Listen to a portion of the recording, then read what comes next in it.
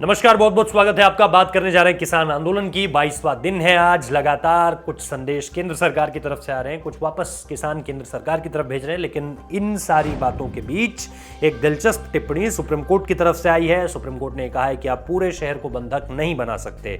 इसका मतलब यह है कि आप जो अलग अलग जगह पे बॉर्डर्स सील कर रहे हैं, आपके इस आंदोलन के जरिए जो अलग अलग तरह से प्रभाव पड़ रहा है। एक आंकड़ा यह भी कहता है कि जब से ये किसान आंदोलन शुरू हुआ है, कम से कम दिल्ली में ही 5,000 करोड़ का जो है वो व्यापारिक नुकसान हो चुका है। यानी ट्रेड अगर आप देखें तो उसको बहुत बड़ा झटका लगा है, वो भी तब जब कोविड के बाद चीजें पटरियों पर लौटने लगी थी। ऐसी बातें भी कही जा रही हैं। इसके अलावा यह भी कहा जा रहा है कि आम लोगों को दिक्कत ना हो, जैसा कि सीए और एनआरसी में भी कहा गया था। उस वक्त भी ये बात सुप्रीम कोर्ट की तरफ से सामने निकल कर आई थी।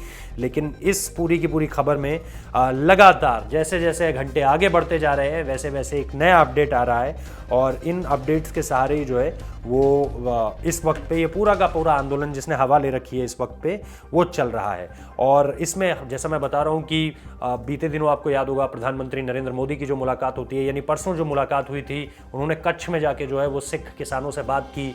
सिख किसानों से बात करके वहाँ पर से भी उन्होंने यही संदेश दिया कि किसानों को लेकर जो भ्रम है उसको आपको समझना होगा। किसानों को बार बार कुछ लोग गुमराह कर रहे हैं, उस तरफ मत जाइए। इसके अलावा फिक्की में उन्होंने ये कहा था, फिक्की में उन्होंने साफ कर दिया था कि ये जो किसान कह रहे हैं कि बिल वापस ले लिया जाए, ऐसा कुछ नहीं होने जा रहा है। और हम जो है अपने स्टैंड पर कायम रहेंगे। संशोधन की बातें हो सकती हैं, लेकिन ये जो यस और नो वाला कॉन्सेप्ट है ये एक्सेप्टेबल नहीं है।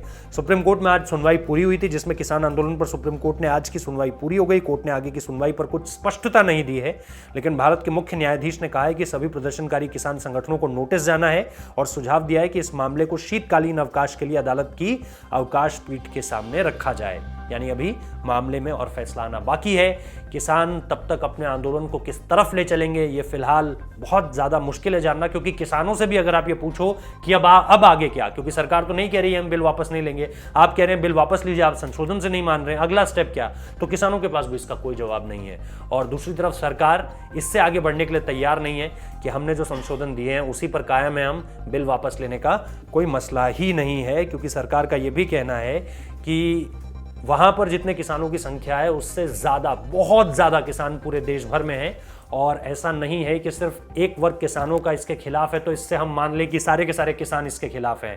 दूसरी तरफ जो अन्य राज्यों के किसान हैं उनका टेक क्या है ये भी सरकार जानना चाहती है। ये भी इसको लेकर के सुप्रीम कोर्ट में भी बातचीत चल रही है।